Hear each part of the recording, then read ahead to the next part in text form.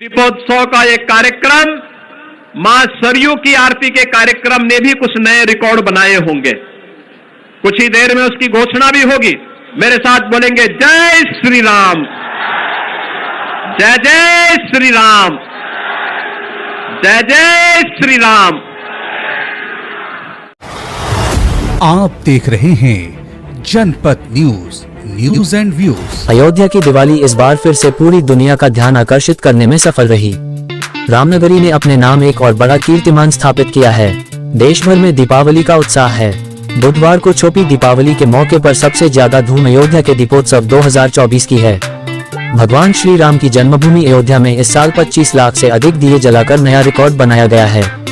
अयोध्या में सरयू के तट पर एक साथ 1121 लोगों द्वारा एक साथ आरती किए जाने और 25,12,585 दीपक एक साथ प्रज्वलित करके गिनीज वर्ल्ड रिकॉर्ड कायम किया।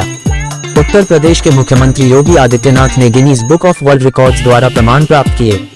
अयोध्या में सरयू के तट पर एक साथ 1121 लोगों द्वारा एक साथ आरती किए जाने और 25,12,585 दीपक एक साथ प्रज्वलित करके गिनीज वर्ल्ड रिकॉर्ड कायम किया। उत्तर प्रदेश के मुख्यमंत्री योगी आदित्यनाथ ने Guinness book of world records द्वारा प्रमाण प्राप्त किए। आदित्यनाथ ने बुधवार को 8वें दीपोत्सव के अवसर पर लोगों को संबोधित करते हुए क्या कहा, आइए सुनते हैं।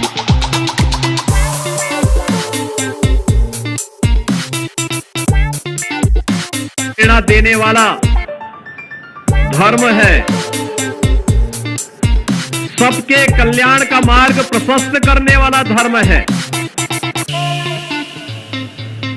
और सबके कल्याण का मार्ग प्रशस्त करने वाले इस शाश्वत व्यवस्था पर जब कोई प्रहार करेगा तो स्वाभाविक रूप से स्वयं के विनाश को ही आमंत्रित करेगा। वे ताकतें जो आज भारत को कमजोर करना चाहती हैं,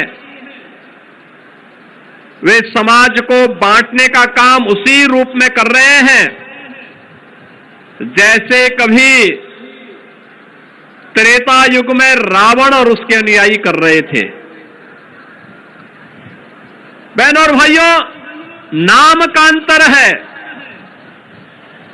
काम उस समय भी उनका बांटने का था, आज के वे लोग भी उसी रूप में कोई जाति के नाम पर, कोई क्षेत्र के नाम पर, कोई भाषा के नाम पर, कोई परिवार के नाम पर समाज को बांटने का जो कुत्सित प्रयास हो रहा है, इसके माध्यम से राष्ट्रीय एकता और अखंडता को चुनौती दी जा रही है।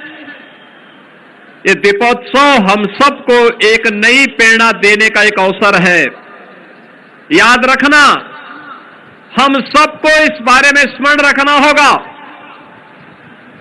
उस कालखंड में भी, त्रेता युग में मारीच भी जानता था कि सोने का मृग बनकर के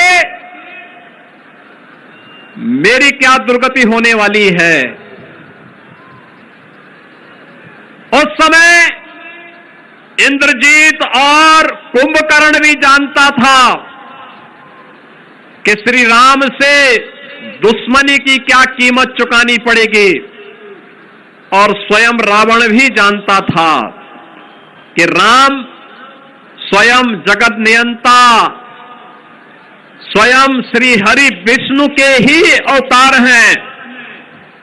राम से दुश्मनी जगत जननी मां भगवती जानकी का अपहरण की कीमत उसे किस रूप में चुकानी पड़ेगी। लेकिन जाके प्रभु दारुण दुख दीना, ताके मति पहले हर लेना, और यही त्रेता में हुआ था। रावण हो, कुंभकर्ण हो, मेघनाथ हो, मारीच हो, खरदूषण हो, ताड़का हो, ये सब एक जैसी गति को इसलिए प्राप्त हुए क्योंकि इनका पक्ष धर्म का था, असत्य का था, अन्याय का था, अत्याचार का था, शोषण का था। और आज भी राजनीति के लिए सेम बने हुए कुछ लोगों के पितरों को राजनीति के नाम पर चाचा और काकाओं की इस जमात को भी मालूम है कि देश और समाज के लिए उनके जो कृत्य हैं वह कहीं भी किसी के लिए, न वर्तमान पीढ़ी के लिए न भविष्य की पीढ़ी के लिए ही उचित होंगे, अच्छे होंगे, लेकिन उनकी दुर्गति होनी है।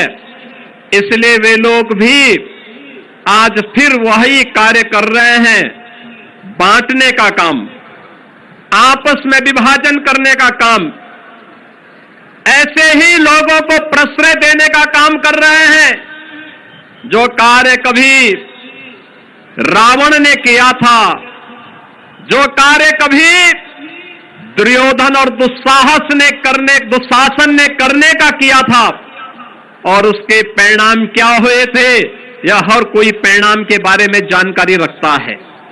ये दीपोत्सव का एक कार्यक्रम जहां हमको दीप से दीप जलाने की, सामाजिक और राष्ट्रीय एकता को संबल प्रदान करने की नई प्रेरणा प्रदान कर रहा है, वहीं साथ ही साथ सामाजिक एकता के माध्यम से राष्ट्रीय एकता को संबल प्रदान करने के लिए भी एक नई प्रेरणा प्रदान कर रहा है। रामायण का यह दृश्य, प्रभु श्री राम का अयोध्या आगमन के उत्सव के रूप में दीपोत्सव का यह आयोजन इसी श्रृंखला का हिस्सा है, और मुझे तो अत्यंत आनंद की अनुभूति हो रही है कि दीपोत्सव का 8वां कार्यक्रम, इस दौरान दुनिया की सबसे बड़ी महामारी कोरोना का सामना भी हमने किया, लेकिन अयोध्या में दीपोत्सव का क्रम कभी थमा नहीं है, कभी नहीं थमा है।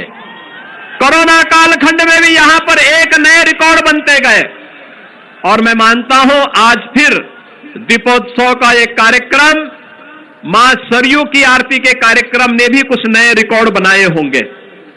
कुछ ही देर में उसकी घोषणा भी होगी। वे आज रूप अलग अलग हो सकते हैं, नाम अलग अलग हो सकते हैं, लेकिन वे जिस भी रूप में होंगे उनके लिए एक चेतावनी भी होनी चाहिए। ये दीप केवल अंधकार के तमस को दूर करने का माध्यम नहीं, अज्ञानता के तमस को दूर करने का माध्यम नहीं, अन्याय, अधर्म और अत्याचार के तमस का भी विनाश करने वाला साबित होना चाहिए। यह अयोध्या का संदेश पूरे प्रदेश के अंदर चलना चाहिए, प्रदेश के अंदर यह संदेश जाना ही चाहिए। और आज के इस अवसर पर मैं इस बात के लिए अभिनंदन करूंगा उन सभी स्वयं सेवकों का जिन्होंने जिला प्रशासन और पर्यटन विभाग के साथ इस दीपोत्सव के कार्यक्रम को इतनी भव्यता के साथ आगे बढ़ाने का कार्य किया है। ये नई अयोध्या है, नए भारत का नया उत्तर प्रदेश और नए उत्तर प्रदेश की नई अयोध्या। ये नई अयोध्या दुनिया को सबसे सुंदरतम नगरी, प्रभु राम की सुंदरतम नगरी के रूप में स्थापित करने वाली अयोध्या है।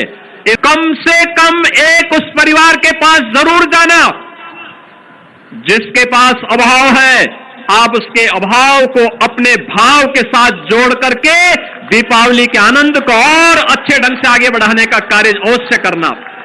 हर घर में दीप जलना चाहिए, प्रदेश के हर घर में दीपोत्सव का आनंद होना चाहिए।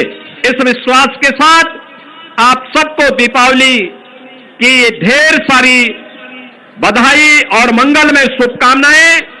शांति और सौहार्द के रूप में हम इस पर्व और त्योहार को मनाएं।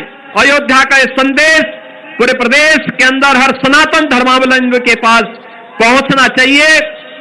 आज के इस अवसर पर इन्हीं सब बातों के साथ में केंद्रीय मंत्री माननीय श्री गजेंद्र सिंह शेखावत जी का, अपने अन्य सभी गणमान्य अतिथियों का, पूज्य संतों का, सभी का हृदय से अभिनंदन करते हुए अपनी वाणी को देता हूं विराम।